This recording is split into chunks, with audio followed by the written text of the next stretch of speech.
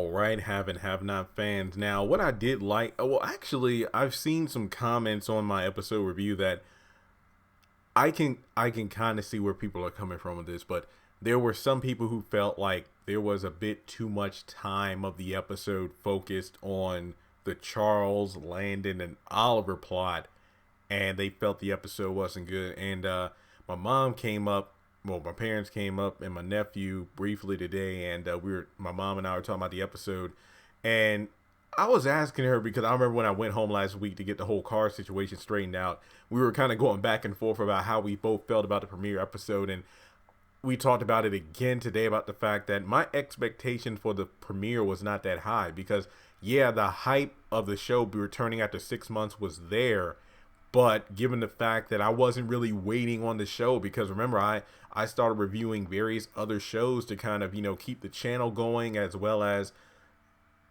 redirecting my attention.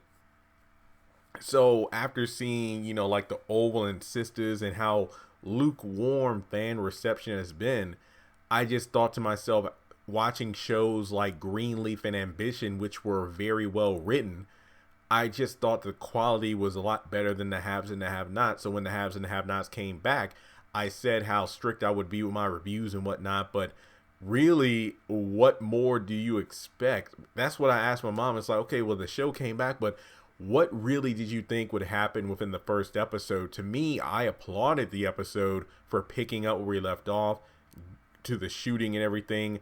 I did think the whole cop, and I did read the comments on my episode review and talk with some people about it. And yeah, cops, are supposed to check to see if a person is alive, at least have a pulse or anything. So yeah, incompetent cops. But aside from that, the episode picked up where we left off.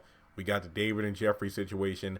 I don't think any scene, when you really think about it, what did you really want to happen in the episode? Because my thing is this, when it comes to season premieres, it's about picking up where you left off, setting the stage for what's to come this season, but not every question is going to be answered.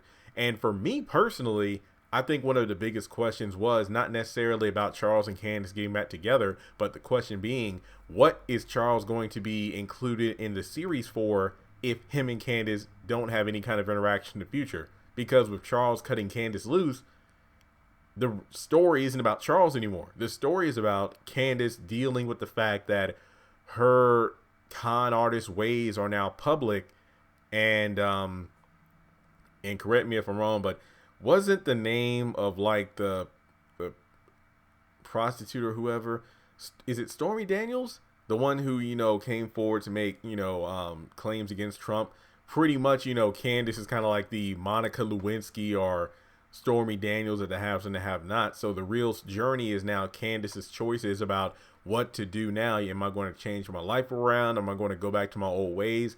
Really, that's about it in terms of her story, which is good to see. But what does Charles have to do with anything now unless they get back together? Or Candace decides to get revenge? I don't know. But this dude got on television in an interview and pretty much, pulled a Peter denying Christ 3 times for the cockroach, saying that I had no idea about her past and blah, blah, blah, blah, blah. And I was vulnerable and this and that. And after, Oliver told him that, after the interview, the public is on his side, like, let the man live. He's been through enough. So, while the public is adoring Charles, not so much Candace Young. So after talking with Oliver and whatnot, he gets out his phone and wants to call Candace. And it's like, what? But even Hannah recognized that, hey, he's a politician. He's just playing the game. Don't even worry about it, Candace. So I'm just saying that it's almost like the equivalent of like high school or whatever, where a popular girl doesn't want, or a popular guy doesn't want the public, if you will, like their adoring fans or fellow jocks or fellow cheerleaders or whatever you want to say. They don't want them to know that they're dating someone who's deemed unattractive or has a bad reputation or whatever the situation is, because that person sees who they really are in terms of, well, I'm like the quarterback of the football team and whatnot, but this, girl who isn't that attractive, she's a bit nerdy and whatnot. She is one of the most genuine people I've ever met, and I feel like I'm myself around her. She makes me better, but I don't want to be seen with her in public, so I'm just going to deny that we know each other. But then once everyone's gone, you get out your phone and you want to text or call her, and it's like, no, it's dumb. So I just think that Charles definitely still feels for Candace, but I'm not sure I'm fully interested in this story anymore because, guys, you remember for the longest time, especially during the whole Pimp Candace thing, I did not want her and Charles to get together whatsoever. But then as time went on, especially when Landon got them back together, I'm like, okay, this is great. I really want to see where this goes. It's like those two literally against the world or the country in terms of being together despite their checkered past. Because remember, Charles has a past too, but that was been so clean. It's been cleaned up so well that not even Landon knew anything about it. So one could argue that Charles might oust himself in terms of his own dirty past in order to reveal that I'm not this clean cut American boy that the public perceives me to be, and I want to be with Candace Young. So I could see Charles getting back with Candace if he pulls something like that. But in terms of how things are going now, I honestly don't care.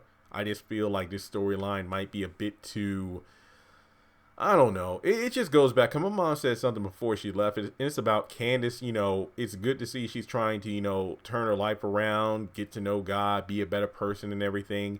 But she really hasn't repented for all of her sins. Like, you know, the fact of shoving Oscar out of a window or beating people up, arranging for people to being killed and things like that. So God forgives all sins and everything. I believe that. That's true. You know, you're cleansed in his blood. But at the same time, with how this show is written, it's almost like there's no true consequences or things aren't really coming around full circle. It's like almost like Tyler Perry's drawing a circle, but then he turns it into like the letter G. It's not a full circle. It's like he makes a turn and, you know, tries to bring the other line together, but it just doesn't quite fit. So I don't know. I could be talking out about my behind right now. The season's still young.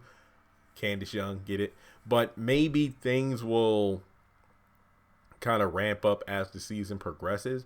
You know, like Jeffrey Owens showing up and everything like that. But I just feel like it's dumb that, you know, Charles would pin this on Landon because Landon was the one that got them back together. Why the hell would he sabotage? And remember, he got them back together after he tried to go down on Charles and, you know, Charles hit him for it. So Charles at that point knew Landon was into him and that Landon was sure that he was into women. So why not bring Candace back in order to make Charles happy and also make him better as a person, because he saw Charles better in terms of his political career and his demeanor while Candace was there. So why would Landon purposefully do something to screw that up? So that's just my thoughts.